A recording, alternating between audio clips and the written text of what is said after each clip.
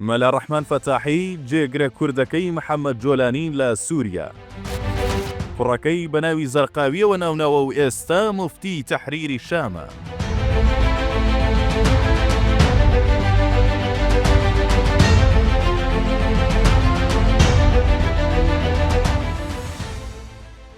لە دوای کۆنتڕۆڵکردنی سووریا لەلایەن گروپە چەکدارەکانی بەرەی تەحریری شامەوە ناوی محەممەد جۆلانی وەک ئەستێرەیەکی دیاری دۆخە سیاسیەکە گەشایەوە. لە پاڵەمەشدا ناوی کوردێک بە ناوی مەلا ڕەحمان فەتاحی دەرکەوت کە جێگری جۆلانیە بۆ کاروباری ئێران.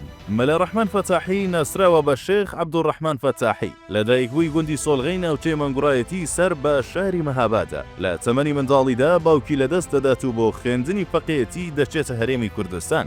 لە بیارە پەیوەندی لەگەڵ هێزەکانی جۆندولیسلام دروست دەکات کە وەک ئەمارەتێکی ئیسلامی لە ساڵی 2003 بە پشتیوانی ئێران لەسەر سنووری باشوور و ڕۆژهەڵات لە هەورامان دامەزرا بوو ببووە مەکۆی جیهادیەکانی ڕۆژهەڵاتی ناوەڕاست دوای ئەفغانستان. ئەم ئەمارەتە ئیسلامیە لە ساڵی 2003 دوای هێرشی ئەمریکا تێکچوو و پاشماوەکەیان و هێزەکەشیان لە ئێران لە ژێر چەتری دەستگا ئەمنیەکاندا گیرسانەوە. مەلا ڕەحمان فەتاحی ساڵی 2003 دەگەڕێتەوە بە ڕۆژهەڵات و هاوسەرگیری دەکات. تا ئێستاش ڕوون نەبووتەوە کە گەڕانەوەی بۆ ڕۆژهەڵات بە چ مەبەستێک بووە.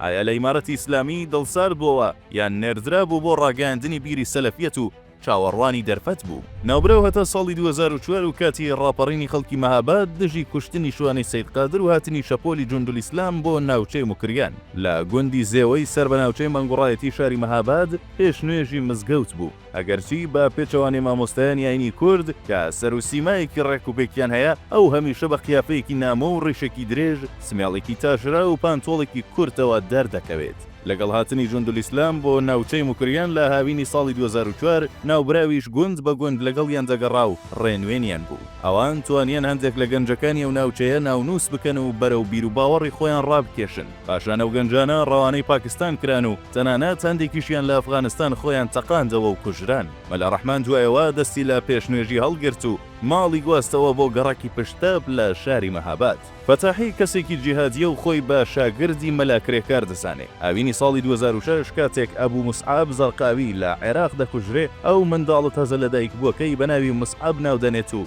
زۆر پەرۆش دەبێت بۆ کوژرانی زەرقاوی. مەلا کوردەکە هەرگیز باوەڕ و دەرونی خۆی دەرنەخست و خۆی لە تێکەڵی خەڵکی دەپاراست تا کاتێک لە ساڵی 2015 خۆی و دارودەستەکەی بەرەو سووریا بەڕێکەوت. لەوێ لەگەڵ بەرەی نووسرا کە ئەو کات لە حەلەب لە ژێر فشاردا بوو فەتاحی و کوردەکان لە ژێر ناوی حرەکەتی مجاهدینی ئەهلە سوننەتی ئیران شام بزوتنەوەی مجاهدینی سوننەی ئێران شام چالاکیان دەکرد و بەشێکی زۆریشیان کوژران.